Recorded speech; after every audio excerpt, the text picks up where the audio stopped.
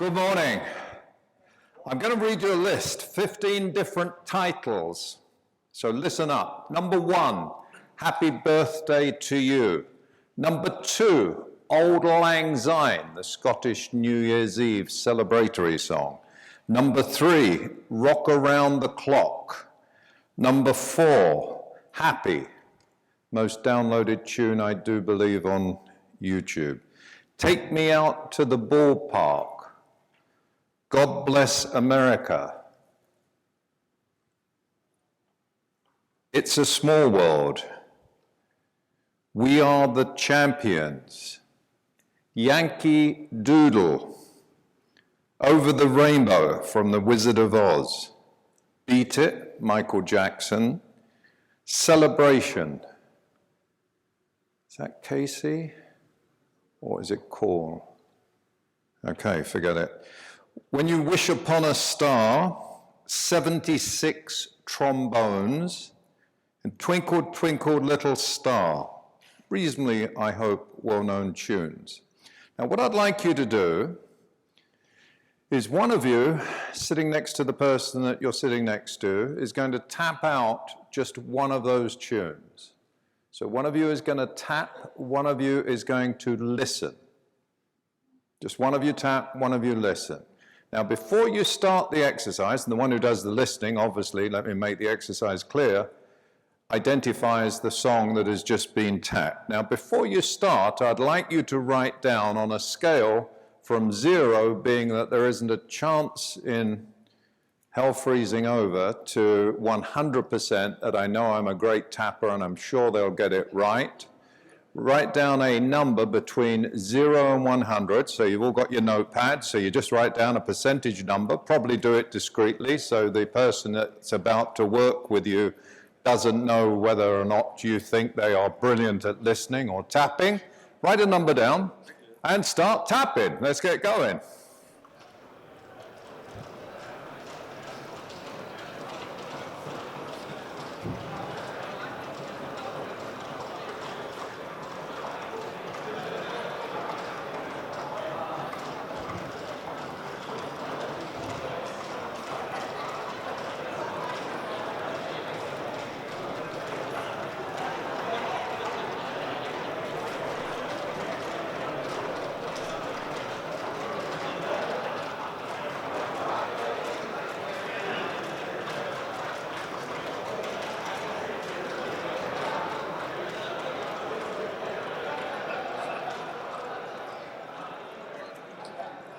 Okay, that's enough tapping. Who got it right? Fantastic, well done, congratulations. Well, oh, very good, that's a good percentage. Now, what did you write down, sir, might I ask, as the percentage that would guess it? I listened to his and I got his. You got it, well done. Have a book on me, the mirror test. Thank you. What did you write down? Well, come on, who wrote down, I mean, 90%. You wrote 90%. Interesting. By the way, I don't make this up as we go along, although some of it I do. Thank you, Andrew. This is called Listeners and Tappers, and if you Google it, you'll see that a young lass called Elizabeth Newton at Harvard, yeah, there you go, take this back and do it with your team, because I'll explain why we're doing it. Well, let's just ask that right away. Does something like this happen in the real world? I know, too complicated question for first thing in the morning. All right, let's explain Elizabeth Newton. She came up with this little exercise. The average person in America writes down that 50% of people will guess the tune. That's what the average person in America writes down. The actual number, which you slightly exceeded, but not by much, is 5%. So why should there be this huge discrepancy between what we think we can achieve in terms of communication and what we actually do achieve? What was that? We are paternal optimists, and by the way, that's a great point, because you know that there are 2 routes in America to the corner office, through finance and through sales, right? And salespeople fail by a factor of 3 compared to financial people because we're such bloody optimists that, quite frankly, we get it wrong. So, in other words, not for one moment would I suggest you be anything other than an optimist, but temper your optimism with reality, which we're going to talk about. Does this happen in the real world? Yes, because we're optimists. Why else does it happen in the real world? Because here's a tune in your head, happy birthday to you, crystal clear, right? And this idiot is guessing 76 trombones. In other words, negotiating is one heck of a lot about communication. And there were some great points made in our opening comment here, particularly about the need for training, ongoing training, and continuous training. And the dirty little statistic, I belong to the American Society of Training and Development, ASTD. The dirty little statistic is that 80% of all training, whether it's done by Milwaukee, DeWalt, by you, doesn't matter, 80% of all training in America is ineffective, a waste of time and money. Almost makes me want to cry. Yeah, it's a very sad number. I mean, these are professional people talking about their own business and the bloody failure rate, which is, you know, pretty dismal. Now, why do you think so much training doesn't work? Constant practice. Well, yes, and constant practice, you say? Yeah. Meaning? You can't be trained and then not do what you were trained to do. Right. In other words, the reason training in America doesn't work is because we go to wonderful classes, there are some fabulous speakers, there are some great, well-constructed learning programs, but unless you put it into practice every single day, your training and my training doesn't work. So we're going to do two things. I'm going to ask you at the end of this 90 minutes to make a pledge of commitment to what it is you're going to do different. And quite candidly, it has to be nothing, it doesn't have to be anything to do with what I talk about, but just asking you to figure out what the heck it is you're going to do. Because unless you are accountable to yourself and maybe another, a lot of the time these investments can be great, but to no great change. So we're going to talk about specifically negotiating, but one or two of you have been kind enough to share some other thoughts. So we're going to have a real potpourri of ideas with one real objective to give you some meaningful takeaways that you can put back into practice. I'm going to talk about the things we do wrong when it comes to negotiating and some of the challenges that you might be facing. Anybody thinking about tariffs and the Chinese and what's going on in the world there? Yes, you're lucky you're not in the, I just was in New Orleans 2 weeks ago with the pizzeria supply industry, and I discovered there's something called Asian swine flu. Anybody heard about that one? Yes, that was quite a lesson to me. Your bacon in the next couple of years is going to double or almost triple in price because the Chinese pigs are dying at an alarming rate and the Chinese love bacon, and bacon is in tight supply. You heard it here. So bacon for one commodity is going to be going through the roof, but so too is steel and everything else. If you had Googled in 2007 how to sell a price increase, would have come up as #1 on how to sell a price increase. Then came along the Great Recession and nobody was interested in price increases, right? All of a sudden we were lucky just to be keeping our heads afloat, never mind selling price increases. Now price increases are back on the table. So a couple of things. First of all, recognize that nobody likes the topic of prices going up, except perhaps one person or one group of people. Folks in Washington, why do they like inflation and price increases? Well, the tax base does go up, yes. They're actually therefore going to be, that is correct. And it also makes us as Americans generally feel wealthier as the numbers get bigger. It's a strange psychology. It also allows them to pay off their debts with increased money for the history of their ills. Anybody want to take a guess? I've got a nice CD here, Never Be Lied To Again, MP3. When did the dollar come into existence? The dollar in America, you know, that filthy money you brought in instead of the English pound. I mean, what a rotten crowd you are. You replaced the English pound, which you were using, with the dollar in, take a guess. What was it? Yeah, that's pretty close. It was 1789 the US dollar came into existence. Have you got an MP3 player in your car or somewhere? That's a good CD. Have that on me. Any idea what that dollar, which was worth $1 in 1789, is now worth? 2 cents. Actually, it is worth 2 cents. Bang on the money. Well done.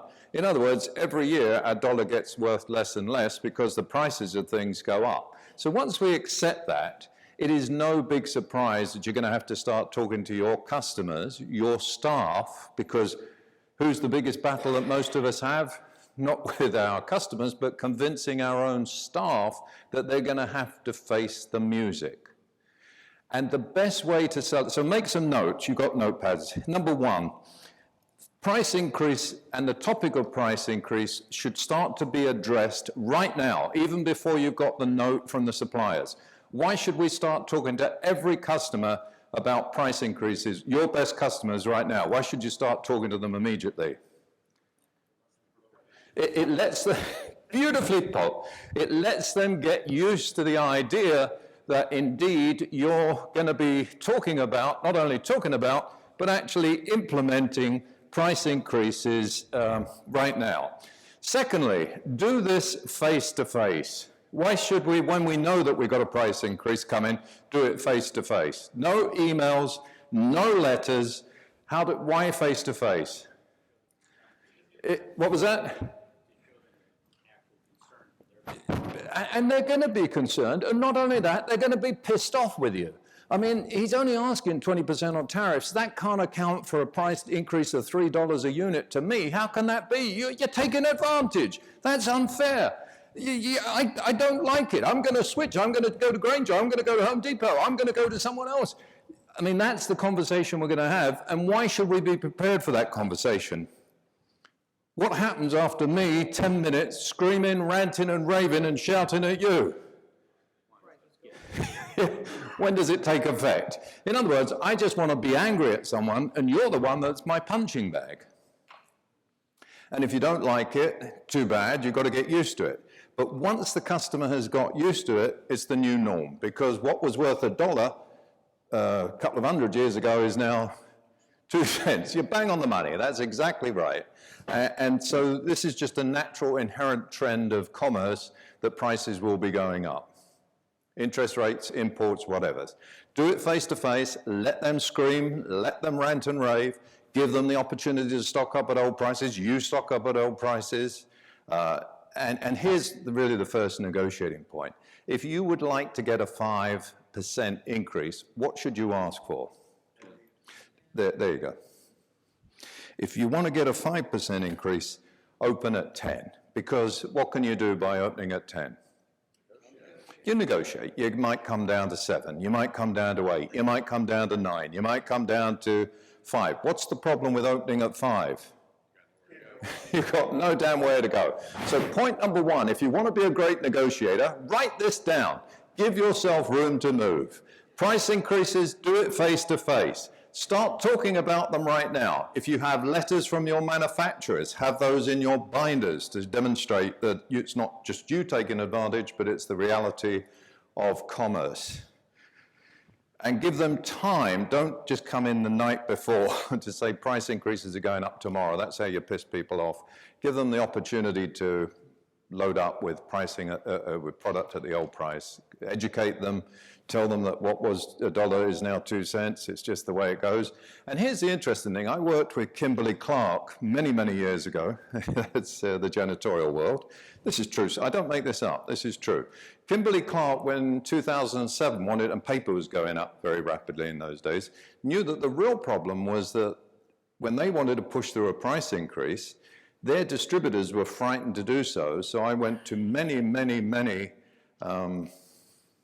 not Afflink, no, the other crowd, network services. I went to many of their members to teach their salespeople how to have the confidence, how to be brave, how to get beaten up by customers, but you know what? Actually get that extra 1, 2, or 3%, because the truth is you can do it if you try. And that's my next point. You're going to get nothing unless you ask for it. So encourage your team to be brave enough to ask, ask, ask. And when the customer says they don't like what you're offering, you know, you're asking 10%, but they say, well, you know, we might be able to pay 2%. Let me introduce you to a word that probably no sales trainer has ever taught you. No. And what I'd like you to do is, not necessarily with the person you just did listeners and tappers, but with a couple of people, turn your chairs around, meet whoever's sitting behind you. You might find someone you didn't know. Take 2 minutes, 1 minute, 60 seconds. Let's see how many different ways we can come up with of actually not saying no. Because I would argue that having spent many, many years working with thousands of salespeople, hundreds of them cannot say no. I recall well being in Kansas City. Anybody here from KC? Okay, beautiful. I was working with Charter Communications, which used to be your cable company. No, was it Time Warner? Time Warner was your cable company. There was a young lass, it's funny how you remember things, her name was Dorothy. Dorothy, Kansas City. Yeah, well, maybe I'm a bit weird. Well, I am a bit weird. But anyway, Dorothy, for the life of her, could not say no, so her group of colleagues collectively suggested every time the customer made a proposal, they were always looking for free production on ads, I remember that she would say, I don't know. And she was using the word K-N-O-W, but hoping the customer heard the word no. Now, as silly as it sounds, when I talk to Dorothy, which I would like to do, talk to as many of you in terms of how you use the ideas, she had suddenly developed a new sense of confidence to not caving like a cheap suit every time her customers squeezed her, challenged her, asked her for something. So there's 2 points. You get nothing unless you ask for it. And remember, if your customers were sitting in this room, what's the lesson they would be learning?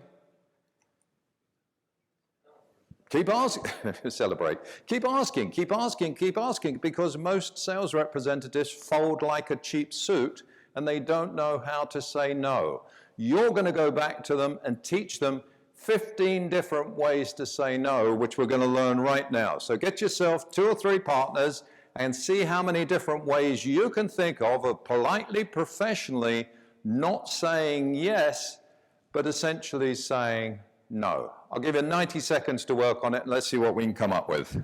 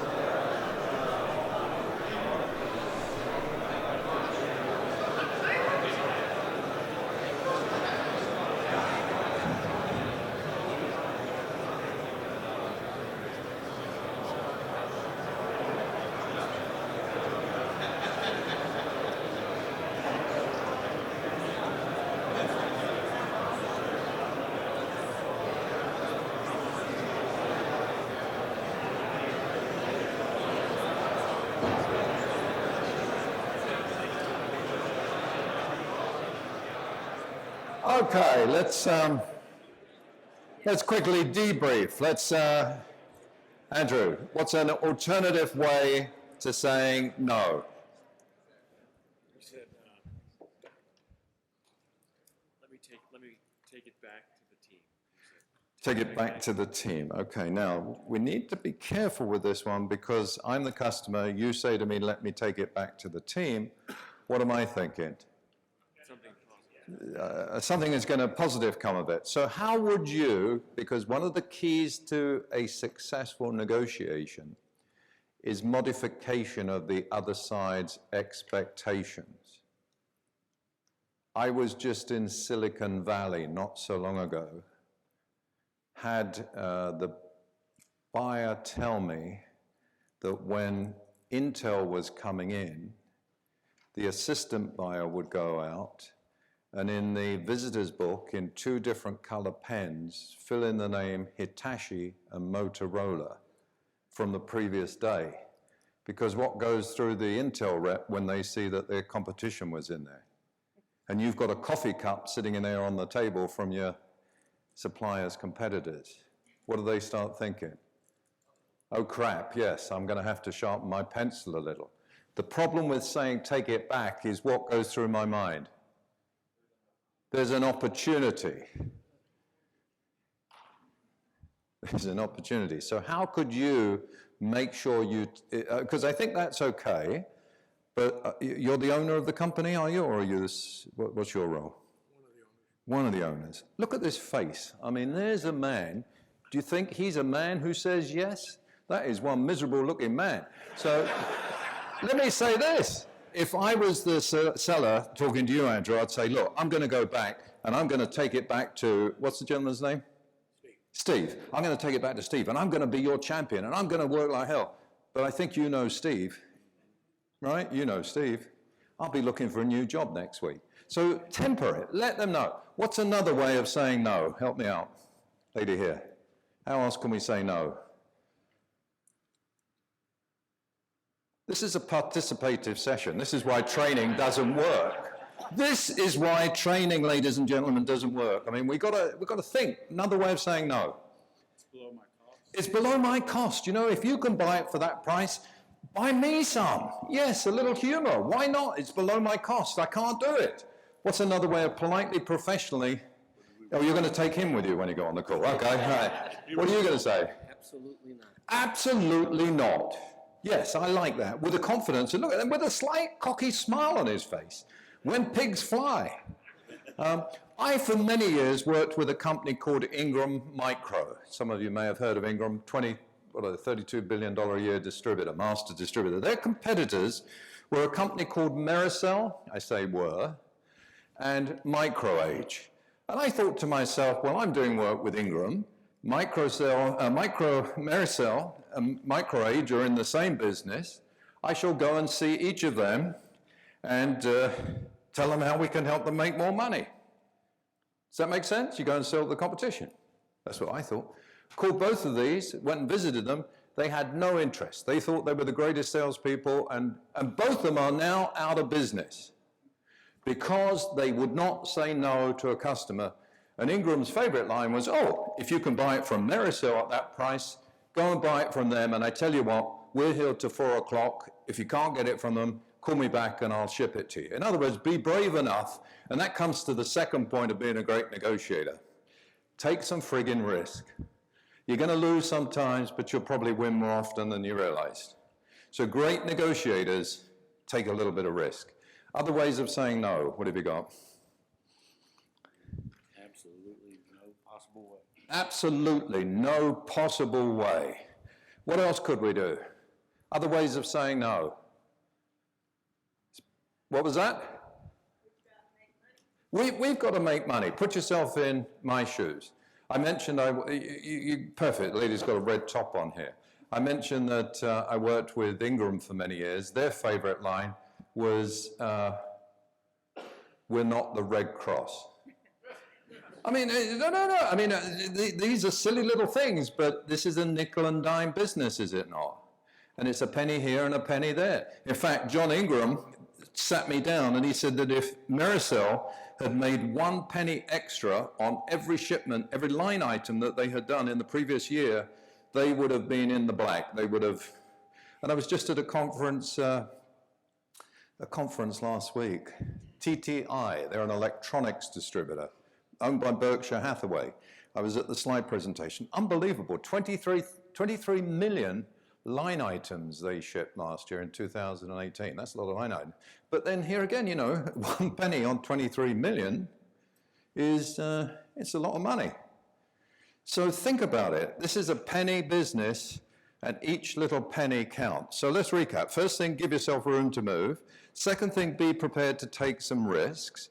Next thing, don't be shy about asking, because it's amazing what you will get if you ask for it. Remember, your customers also know that if they don't ask, they won't get. So be prepared to teach your team as many different ways as you can think of saying no. And the next thing I'm going to say is, whenever you do make a concession, always, always, always ask for something in return. Quid pro quo. It's Latin for quid pro quo. Anybody know it?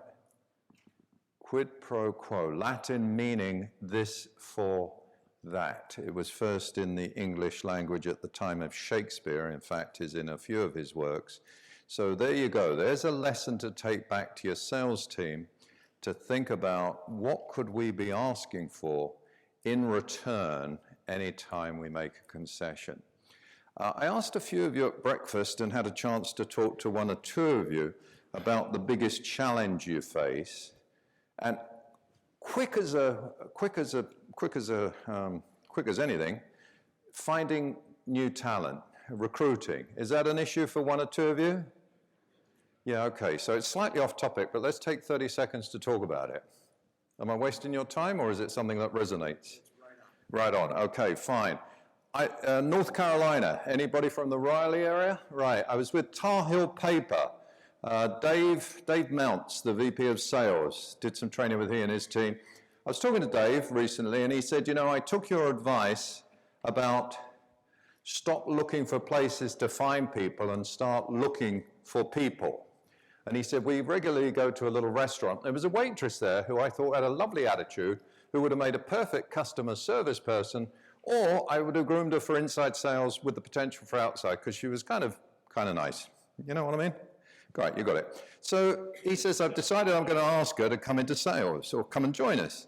And he said that he starts to brace the subject that he'd like to have lunch or coffee to talk with her about her future. She says, oh, I've just given him my notice. I'm going to become a salesperson for budget.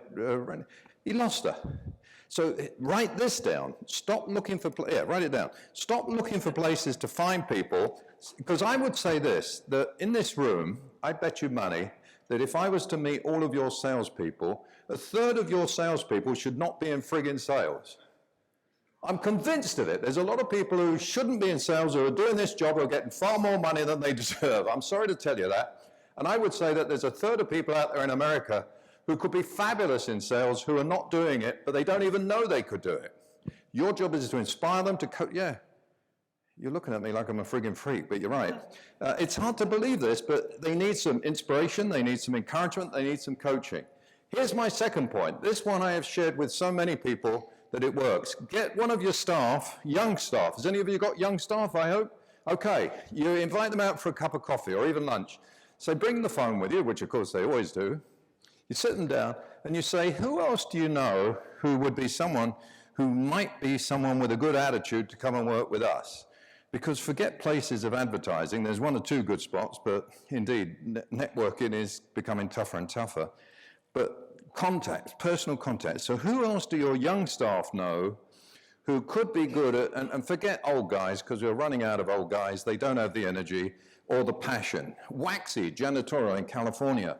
They have recruited over 20 young guys in sales, mainly guys, doing very nicely, and they were former janitors. Many of them don't even speak very good English, but of course, most of the time in California, they're talking to customers who speak Spanish anyway. So be prepared to take a little risk, Hire some of those people who don't look like they're classic salespeople, but with a bit of encouragement. You see, the nice thing about a janitor, Andrew, is that they don't mind getting up at 5 o'clock in the morning. They'll be out there making calls before most of your sales team have got out of bloody bed.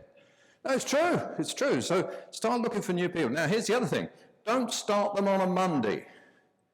New staff, always have them start on their first day on Tuesday. Why is Monday not a good day to start? We're all busy. What? We're all busy. You're all busy, you're getting over the weekend, the place is like a madhouse, so not a good day to start new staff. Start new staff, 9 o'clock, take them out at lunch. Remember, first impressions are very important, and the research suggests that these millennials by lunchtime have decided whether they're going to stick around or leave you within the next couple of months. So constantly work on re-recruiting. In other words, once you got them on board, your job now is to keep them on board and to keep them energized and passionate about the job. And here's another thing to write down. Ask them this: how do you like to be managed? No, I mean, this is not bullshit. This is bullshit that works. No, really, how do you like to be managed? Encourage yourself to be prepared to change. It's not easy. The next thing I'm going to say, well, let me ask you a question. Write this down. Get your pens out. First question is what percentage of people in the United States, just write a number down, what percentage of people in the United States has a smartphone? What percentage of people in the US has a mobile smartphone? Yep, that's it. What percentage of people in America has a smartphone? Second question is, how many people die here on planet Earth? How many people die on planet Earth? What a weird question. Think about that one, and if you're good at maths, you can work it out terribly easily. How many people here on planet Earth die each and every single day? Next question is, on the toss of a coin, heads you win, tails I win, simple bet, right? Toss of a coin for $10. What percentage of people in America would take this bet?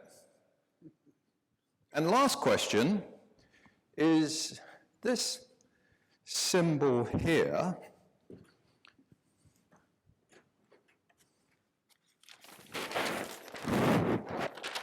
This symbol here, when did that first appear on American currency? When did that first appear on American currency? So the first question concerned the cell phone, didn't it? What percentage of people in America has a cell phone? 70. What did you write down? 80%. What did you write? 60. We're going down. What did you write? How many? 85%. 95. 92. 90, anybody any higher than 95? What did you write? How many? 98. 98. You wrote 20. Wow. 20% he wrote. Now, if you thought 98% or 20% of people in America had a cell phone, would that impact your go-to market strategy? You better believe it. So if you want to be a great negotiator, you better have the right information in front of you. As my boss hammers home, facts are our friends. Write that down. Facts, F-A-C-T-S. Facts are our friends. Make sure we know what the heck we're talking about and talk from a base of credibility. It will give you confidence, it'll give you inspiration, it'll give you good arguability, if there's such a word, arguability, persuasiveness in a negotiation. Second question was, what was the second question? How many people die? What did you write down for that? 1 million. What did you write? 100,000. 100,000. Oh, well, between the two of you, you're almost right. The population of the world is 7 billion, yeah. Everybody has a birthday once a year, so if you divided it by 365, you come up with somewhere around 20 million in general terms. If you divide 20 million by life expectancy globally, which is, what is it? 83 in America. Did you see life expectancy in Russia is dropping? Quite interesting. Yeah, and the reason is they can afford all that vodka now. I mean, no, really. I mean, now they're wealthier, they're killing themselves. So life expectancy worldwide is 60, so you divide 60 into 20 million, you come up with 333,000 reoccurring. So the two of you, sort of in between the two of you. The next one was the toss of the coin. Mary, what did you write down for that? Would take the bet. Would you take the bet, Mary? Yeah. You would. What did you write down? 75. Would you take the bet? Absolutely. What did you write, Andrew? You would take the bet. Where's the man who said 20% for cell phones? What did you write down for the bet? 50. I thought you were going to say 20. It'd have been my predictable man. What did you write, my love? 80. Anybody? Wow. You wrote, would you take the bet? 25%. And would you take the bet? Would I take the bet? Sure. You wrote 25, and you wouldn't. In other words, we tend to think, you follow me on this? In other words, if you would take the bet, you think other people would take it. We human beings tend to think others are like us. To some degree they are, but I'm saying test your assumptions, test your estimates, write this down, yes. Test your estimates, this is good advice. Test your assumptions and test your perceptions. The next thing I'm going to say, the last one is, of course, that thing. When did that appear on American currency? What was that? 2007. Now, there's a ballsy answer. Where'd you get that from? What a snidey man you are. Can't remember what I forgot. Here you go. I have a book on me. Well done. The answer is 2007 because, as he just found out, in 2007, on the presidential coin series, they first started minting the symbol. So there you go. Have your information and you may just win a book. The next thing I'm going to say is, why do we make concessions? In other words, the customer's here, you're there. Why do we make concessions? Everybody's got to win. And I'm glad you said that because I forgot what I was going to say at the beginning, which is everybody's got to win. And that doesn't just mean to say making people happy with what they want. This is the tough bit that I talked to Rob at length about. One of the goals is to really create stronger working partnerships with our manufacturers, right? And it's not just about making them win and helping us win, but really mutually growing each other's business. In other words, good negotiation, I'm glad you brought it up, Randy. Great negotiation is not about winning, losing, doing better. It's about making 1 + 1 = 3. And that requires a certain degree, I mean, we really need a whole day. They gave me, 50 minutes or whatever it was, we're scratching the surface. But it really requires us to be creative. It requires us to be risk-taking. It requires us to be curious. How can I help grow your Milwaukee tool business? How can I help you be the top salesperson for your manufacturing business? How can you help me grow my business? I mean, write those questions down. That's at least the primer for trying to find a better deal, for how do we find a better deal for the two of us. Now, the trouble is that a lot of sales representatives are not that bright. Manufacturers representatives are not that bright. But encourage them to think about looking outside of the proverbial box. I'm glad you brought it up. Thank you, Randy. It was going to be my opening point, and then I totally forgot it. How do we make 1 + 1 = 3? And it starts with curiosity. It starts with the fact that just both being satisfied is not good enough. We've got to make it satisfaction ×2. And the key to that is a better deal for the two. And I've been teaching this topic for almost 17 years. Ooh. And the one thing I've learned over 17 years is we leave money on the table. We maximize opportunities for both sides less frequently than we should do. And it's because we don't commit to the time, we don't have the curiosity, we don't think out, what if we did this, could you do that? I mean, that's another good one. Start using what if a little more frequently. How could we find a better deal for the two of us? And we make concessions to close the deal. Now, I'm going to say a couple of things. Number one, try not to make the first concession. When you're in a negotiation, in fact, cross out the word try, just write down, do not make the first concession. Why should we not make the first concession, ladies and gentlemen?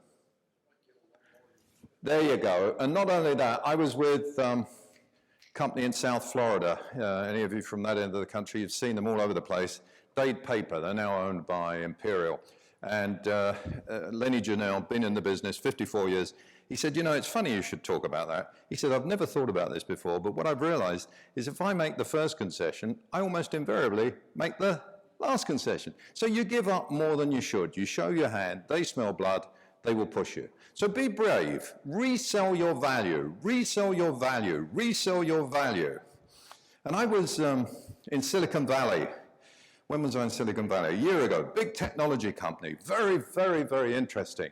They asked, they got a consultant company in to do some research. I won't get into too much detail, but anyway, they wanted to find out why they were winning or losing business. And they had this real nice slide presentation in which they talked about lost business and won business. And the big, they got the consulting group, Andreessen, to go out, Accenture, to go out and talk to people who had not bought from them and then people who had bought from them. What do you think the number one reason given to the consultants was as to why this company lost the business?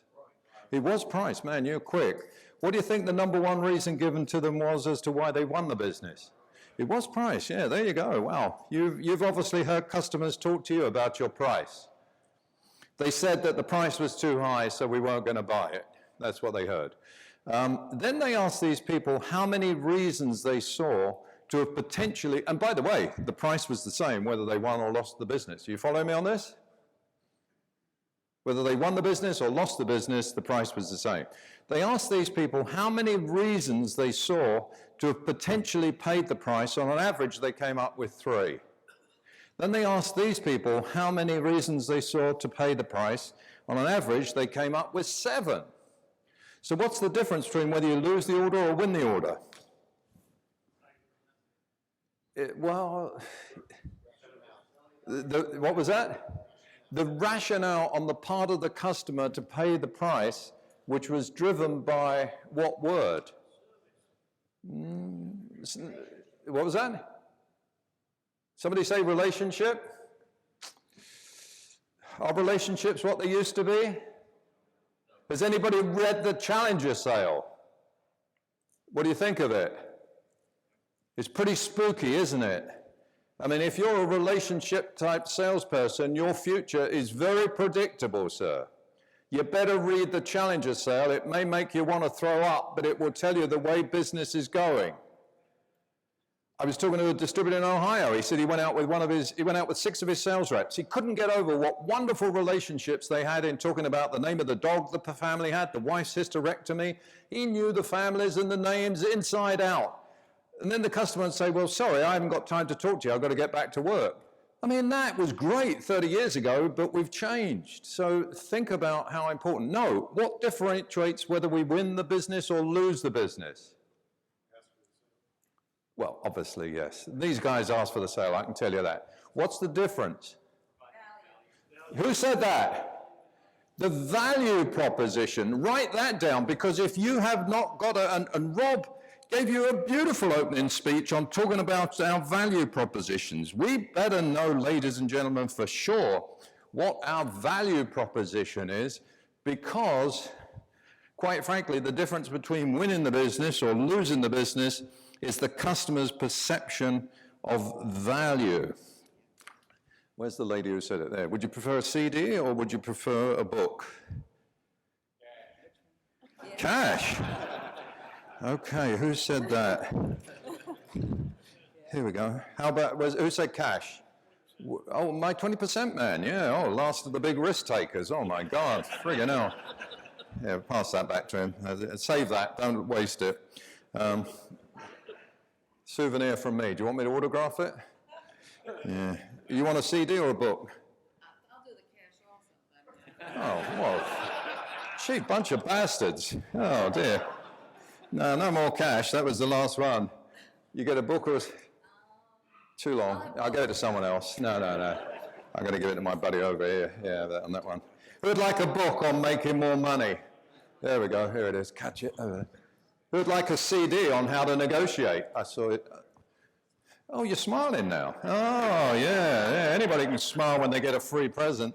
All right. So let's talk about it. Concessions. Yeah, what do we got? How much time have I got? Where is she? She's left. How much time? Quite a bit. Oh, quite a bit? No, and I finish at 15:15, don't I? What time? Is what it says here. Oh, 10:30. Oh, there, okay. I'm having such a good time. Time flies. Okay, so a couple of things. When it comes to making concessions, number one, what did I just say? Why not? Because you'll probably make the last one. The customer smells blood, knows your soft touch, is going to push you, is going to push you, is going to push you. Encourage your team to be brave enough to say no. The reason why is because we do this for you. We got that. We know that's important to you. You see, what was fascinating about this to me was no two customers really had the same 7 interpretations of value. Each customer has their own perception of value. And our job is to really understand how to tie their perceptions of our value into their motivations. Now, when it comes to making concessions, point number 1, write this down. Watch the size of your concessions. Big concessions can raise the other side's expectations. I was in New York City. Wanted to buy a Canon, oh gosh, I'm showing my years here.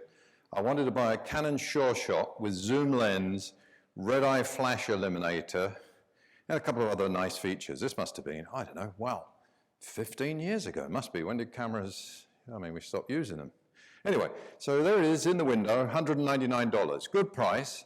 Wanted to go in, check it out. I'd looked in California, had not seen it less than 200. It was just what I wanted. He's showing me it's got the Canon guarantee, so it was imported by Canon Paramus in New Jersey. It was not grey market, meaning it was new. And he confirmed that he would write that it was factory imported brand new on the sales slip. So I felt good about the legitimacy because some of those things can be a bit suspect. And I said to him, look, I want to have a little look around. This is the first shop I've been in. And I start edging my way down the edge of the glass counter towards the door. And he says, hang on, bud, we're going to be lowering the price of this thing to $169 in a couple of weeks. If you buy it right now, I'll let you have it for $169. So he goes from $199 to $169 like that. What do you think I did? I should have bought it, yeah, but I didn't. I kept walking. Why? What went through my mind? That's right. He did what to my expectations? He raised my expectations that there was probably a better deal to be had, and if he didn't close it there and then, he was going to lose me, and he did. Anybody want to guess what I paid? Canon Sure Shot, zoom lens? $149. My Mr. 20% said that. I should have taken him shopping with me. Want to guess how much I paid? $199. Yeah, you got me figured out. Actually, no, that's funny. I paid $179. You say you could have had it for $169. How come $179? I got so damn confused I couldn't find the original shop.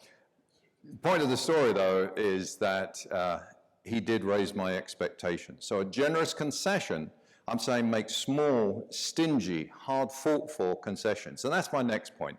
Get appreciation for the concessions you make. I was in, where was I? I was flying home from Baltimore, one of my favorite US cities. Flying home, I was routed through Dallas. No, I wasn't. I was routed through Chicago on a change.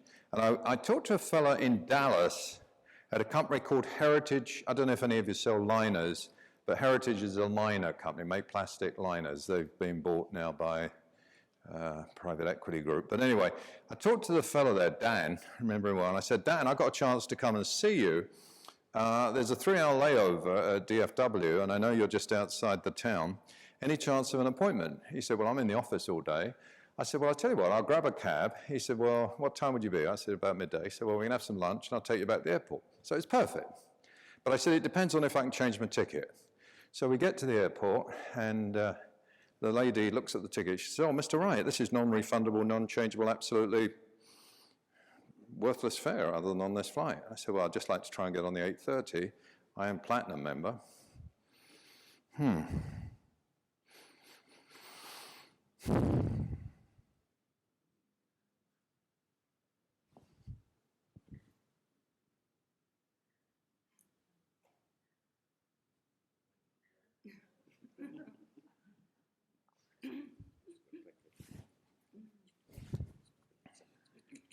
Yeah, it's like she's writing a letter to her mother or something, really. That was very good. That was making the keystroke sound. Oh, Eric's good. He's doing the keystroke sounds for me over here. So then she says, would you prefer an aisle or a window? And I said, I don't mind, either will do. She says, 11A. I get on the aircraft, and the thing is virtually half empty. This was in the good old days.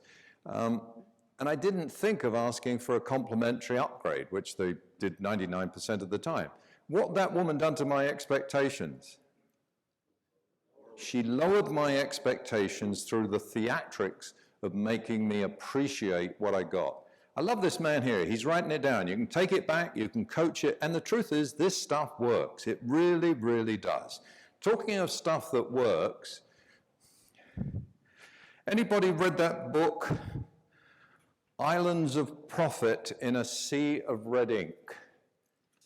Oh, well, yes, you've read it. Good, good, good, good. This is a very intelligent group. I like it. One of the things I learned from that book was that you have three distinct audiences to think about.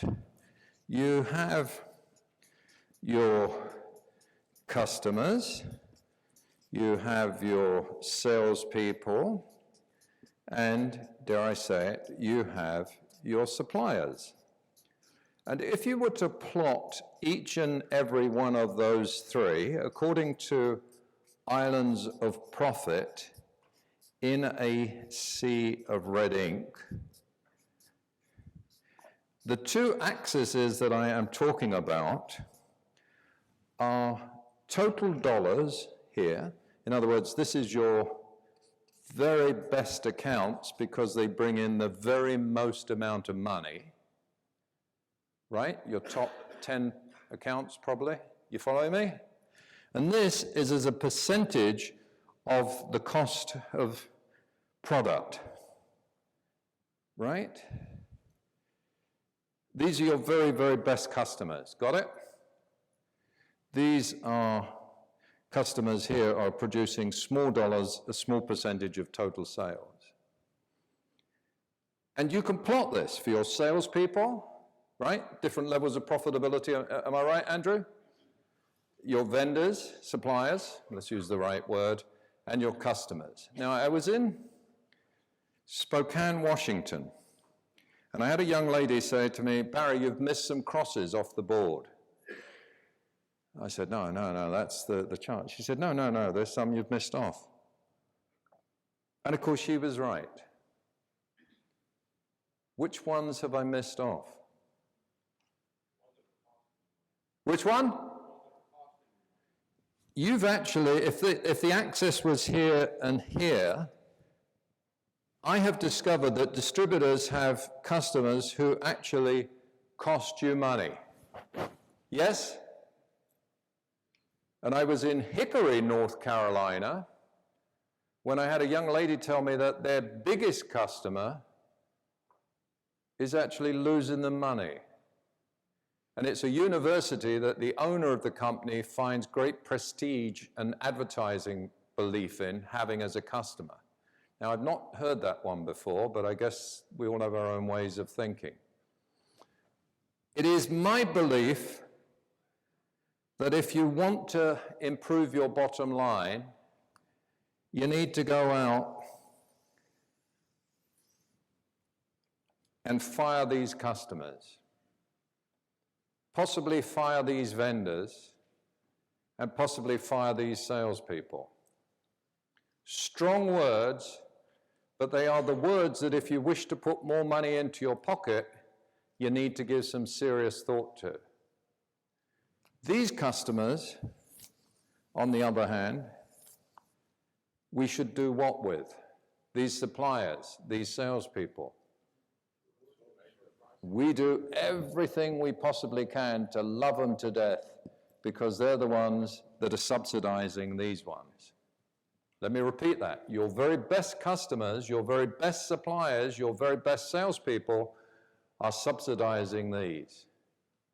Now, I mentioned I was in Baltimore, and I was with a distributor there, a janitorial distributor, and I had a guy called Joel. And Joel says to me, you're talking rubbish. I'm never going to ever fire a customer. I said, Joel, I'm just putting it forward. I mean, I think it would be better if you could convert them into becoming a more profitable customer. But if you can't do that, time to have a long, serious conversation with them about their contribution to our business. I called Joel up, as I tend to like to do, and he said to me, you know what? I fired 3 customers and I've never felt so good in my whole life. Because what did he discover in the process about those people? They were not only draining him of revenue, they were draining him of his time and his energy. They were not pleasant, easy to do business with people. So if I was to walk out of here and go into Granger tomorrow, and I have no plans on doing so, who would I be discussing with Granger as being the customers that they would want to win from Sphere 1 suppliers? So let me repeat, do everything you can to get closer, deeper, and more engaged with these folks. Last December, I called a fellow who we shall call Larry for the sake of anonymity. And I said, Larry, just calling you to wish you a very happy Christmas. Trust all is well with you and the family. He said, no, I'm very unhappy. I said, oh, Larry, I'm terribly sorry to hear that. He said, we just lost our 3rd biggest customer. I said, oh, really? And he says, yeah. And he said, the tragedy is we lost them to Staples. You know, Staples is getting big in janitorial supplies now. They've just bought Ascendant, right, Andrew?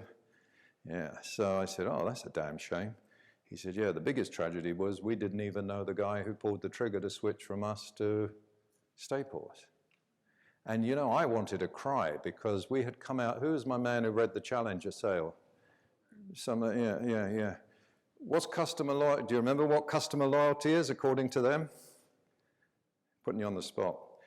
Customer loyalty is having as many people as you possibly can in the account cheering for you, cheering for you, cheering for you.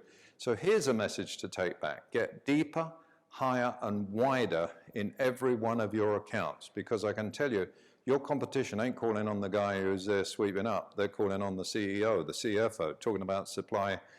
In other words, talking about grown-up sort of subjects that are going to help grow their business, improve their opportunities. So get higher, and do this with your suppliers. Get higher and deeper and wider into your suppliers so you really are their favored distributor in the territory. Get deeper, higher, and wider in both your clients, and encourage your salespeople. This is a stretch for the old school salespeople because they were good at buddying with their primary contact, not so good at getting deep. The next thing I'm going to say is be careful of these buyer tactics. One of my favorite tactics that I've taught that works so remarkably well, and you've probably heard it on you, been used on you, is you've got to do better than that. Have you heard that one? You've got to do better than that. Or how about when the buyer says you need to sharpen your pencil? Or in the last few moments of the dialogue, they say to you, you're close. Now, what should we do? I mean, I've taught these Keene, New Hampshire. Anybody from New Hampshire here? Keene, New Hampshire, there's a company there called CNS Wholesale. I went to CNS Wholesale, and they used this tactic on their freight company, and they saved $750,000 just on one freight bill. $750,000 on freight, and that's a real big number. Because they said, you've got to sharpen your pencil. And I said, I don't believe, Jake, it worked that well. He said, I used it and it worked. The guy caved. So why does it work so well, by the way, on your salespeople? You've got to do better than that. You need to sharpen your pencil. You're close. Why do you think it works so damn well for the buyer? What was that? It gives them hope, exactly. I heard a comment over here. What'd you say? The salesperson is scared, and we need to inspire them to have the confidence and practice the fact that they're going to say to you, you need to sharpen your pencil, you're close. They're scared that there's some competition in there. And I'm saying great negotiators are prepared to take a little risk. So what would be the good response to you need to sharpen your pencil? You are close. You've got to do better than that. What should we say? No, no, no. Very good. Whoever said that, congratulations. What else should we say? Does your current supplier do this, this, That's right. We resell our value. We resell our value. Most of us discount our value, frighteningly so, George. What else should we do? Who said that? Here's the man of the moment. Quid pro quo. In other words, if you do something for me, I might be able to do something for you. So let's get together. Turn around again. Find yourself a new partner. Don't sit on your own. Don't sit with the guy you did the listener tapper with. Let's see. What was your name, sir? Tom really gave us a great one. What are we going to ask for in return? And the problem is, if we don't know what to ask for in return, we'll sit there scratching our head, caving like we should never have done so because we weren't brave enough to instantly think of, well, if you want me to do that, I could do that if you were to take a bigger delivery, if you were to come and pick it up at my place, if you were to write a check out right now instead of using your credit card, because we love credit cards, right? No, no, no. You want to make an extra 2%? The easiest thing to do is to ask them for a friggin' check right there and then.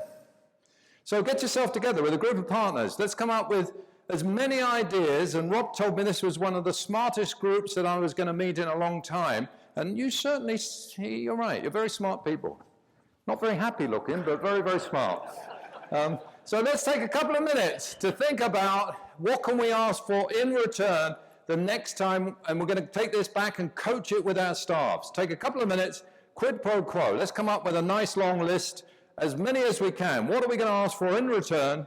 Bigger orders, preferred suppliers, better forecasting. There you go, I've given you 5 right away. See what else you can add to the list. Well done.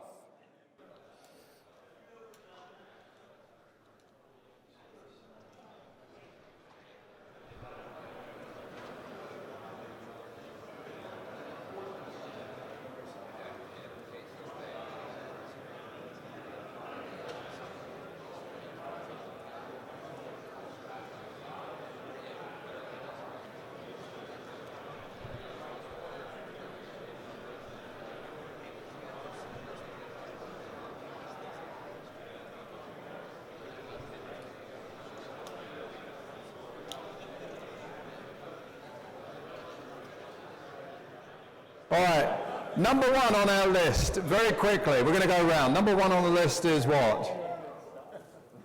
Quote smaller quantities. Pardon me? Quote smaller quantities. Yeah, book smaller quantities? Correct. Instead of selling. Yeah, okay. Instead of selling a truckload of product, Yep.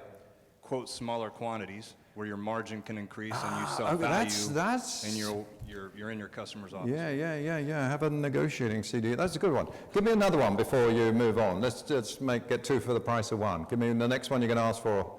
The customer says, I want this, and you would say, We want more of your business. we want a bigger share of your business. Stop giving some of that business to Home Depot. Let us get a bigger share. Who's the spokesperson over here? All right, your point. Give it to the gentleman there. Okay, let's go quickly. Next one on your list. And we want the accessory business too. We want the accessory business. What's the next one on your list? What about a service contract? Do we do any service work? Any of us do service? So the only way we could do that is if you buy a service contract with it. Let's come to this table here. Who's, this is the man speaker here. Sorry, Rob, we got you right. Here's Mike. No, your name's not. That thing's Mike. Yeah, sorry. I'll take it around. Go on. We want a deeper relationship with you. What a good one. Write that down. That's the thinking man's. We want a deeper relationship. We want to get higher, wider, deeper into the organization. Bring it over here to Randy. He's a smart one. He's got a heck of a long list. What's the next one on your list? Yeah. They generally present a large list of material to, from their opinion, negotiate the biggest deal. Yes. We'll often reply to them that we would be willing to work out a deal at that level, but we will inventory the material and house that material, deliver it to the job sites as necessary Yes. to provide a better level of customer service, Yes. avoid less theft on the job, Oh, which they experience regularly, right. to put a little less burden on their cash flow, Yes. because the guy that's negotiating is often Not related to the... Is often yeah, yeah. acting as though he's going to place the order and pay Sure, for the sure, order. sure, sure. He has zero intentions of placing that large order at one time. Right, right. He completely intends So he's going to cherry pick you the line items, Yes. and you've... So he yeah. will absolutely feel comfortable picking us. Everybody got it, right, right, right. So you're going to get next one on your list. Come on, you don't get away that easy. Come on, give me another one.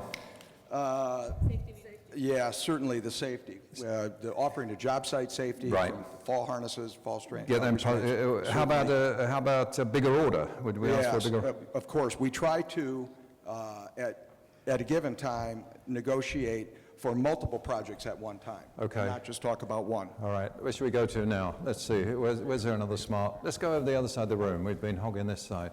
How about these three here who I didn't away? Who's our spokesman here? This is the Wisconsin team. I know that. Come on, buddies. All right. What are you going to ask for in return? One of the ones we said, instead of delivering multiple times in a week, to consolidate deliveries. There you go. What's the busiest day of the week for you on deliveries? Monday. Monday is your busiest day. Which is your quietest day of the week? Friday. Got it? So what day of the week would we like to do the deliveries on? I mean, this is how we make money, $1 at a time, and we deliver on the days that it's quiet. I worked with, I mentioned Dade Paper. Dade Paper in Florida, big company, 500 sales reps. Number one source of new business in 2019. Number one source of new business in 2019. Existing customers, referrals, referrals, referrals. You know what I found out from Dade Paper? Is that the customers at almost every distributor like the drivers better than they like the salespeople. That's what I found out in the last year. Who's the best person to get leads? The driver. And every time the driver comes in with a lead, you give them $10, and at the end of the month, the driver with the most leads gets a $50 or $100 gift certificate.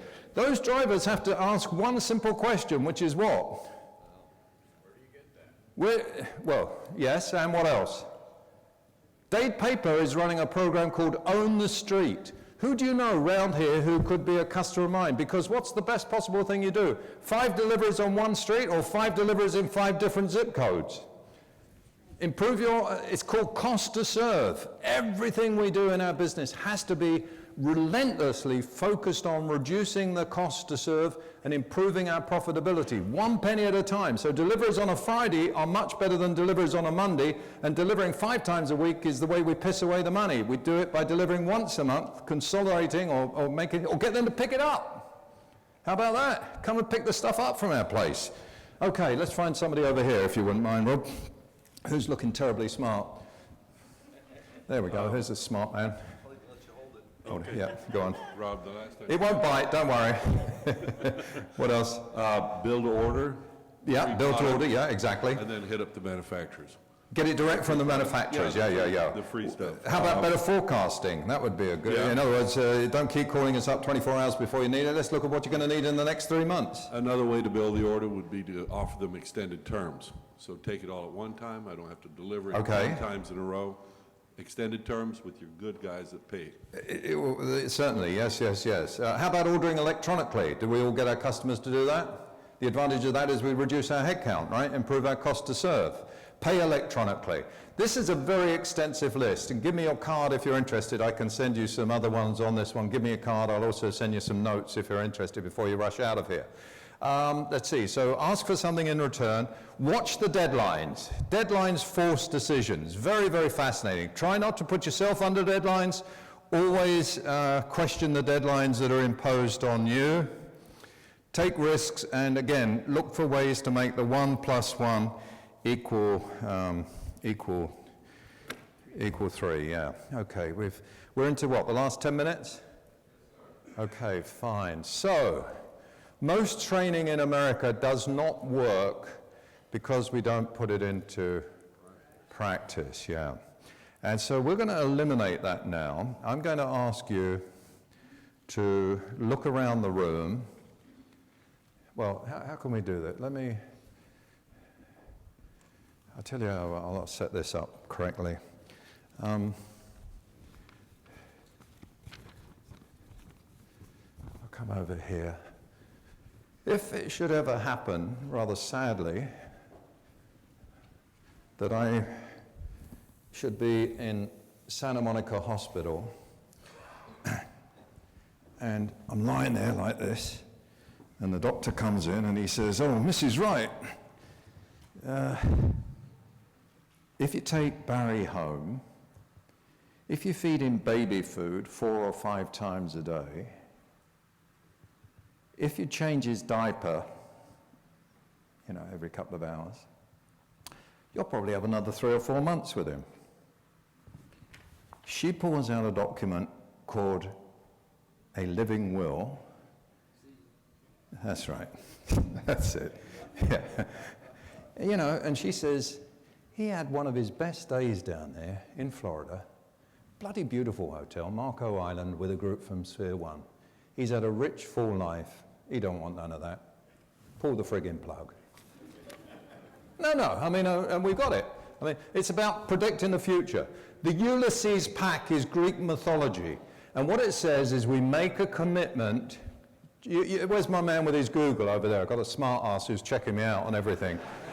Go and check it out. The Ulysses Pact, it says that we make a commitment to the future to do something. And I want you to look around the room, so the Wisconsin boys, break up. We don't want all these lovely Midwesterners together. Go and find yourself some nasty Californians to mix up with.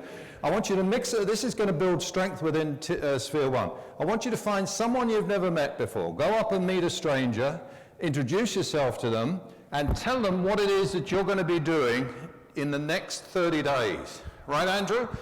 If we're going to talk about getting rid of salespeople because they're not producing, if we're going to trim some of our vendors that are not Sphere 1 supporters, we're going to do so. We're going to really, because this man here told you, none of it matters unless we put it into action. And this is the meeting in which we're going to start putting things into action. So find yourself a partner, exchange with them phone numbers and dates. Oh, you got your calendar there, perfect. Pull up the June calendar. Today's date is what? 14th. So is June the 14th a work day? It's a Friday. Friday, perfect. So that would be a nice day. So which is quietest for deliveries. So on Friday the 14th, let's Californian time, 9 o'clock, 12 o'clock your time, have a little conversation, because as Andrew knows, I do tend to follow up. I do, because the number one criticism of salespeople in America? Lack of follow-up. Isn't that incredible? Number 2 criticism of salespeople in America? They don't know enough about their customers' business. Isn't that incredible? Number 3 criticism of salespeople in America? This is the Institute of Supply Management, factual data, is they don't know enough about the damn products they're selling. And number 4 criticism of salespeople is what? They do not listen. Very well done. Yes, you're good. They do not listen. So encourage your team to actually write this down. Here you go. S-H-U-T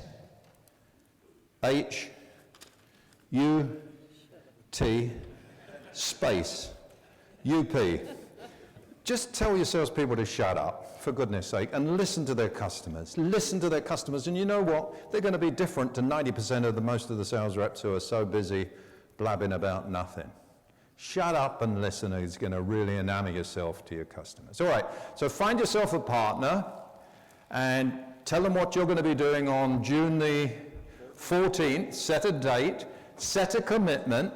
I don't care whether it's to do with me or whether it's to do with installing CRM or firing a salesperson or firing a vendor that's not part of Sphere 1, but what is your plan of action for the next 30 days? You're going to hold yourself accountable to them, and if you wish to give me your business card, I would love to follow up with you, and I will also send you some notes on what to ask for in return, as well as Barry's top 12 tips on how to negotiate. So get yourself a partner. You've got 5 minutes, and then I'm out of here. So get yourself a partner. Look around, move, stretch. Find someone you've never met before.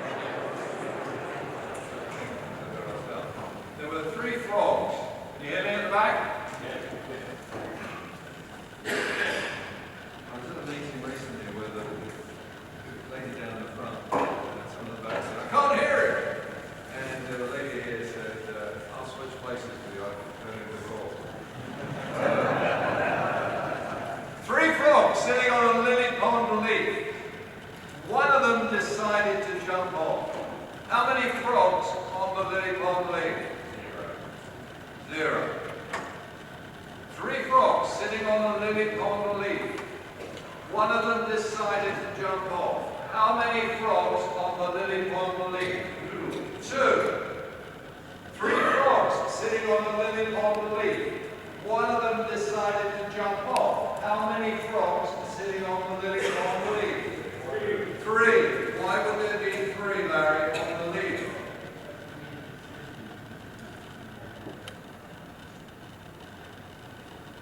He made a decision. You could make a decision to support Sphere 1 suppliers. You could make a decision to get rid of a couple of the salespeople that are not contributing and never will contribute to the business.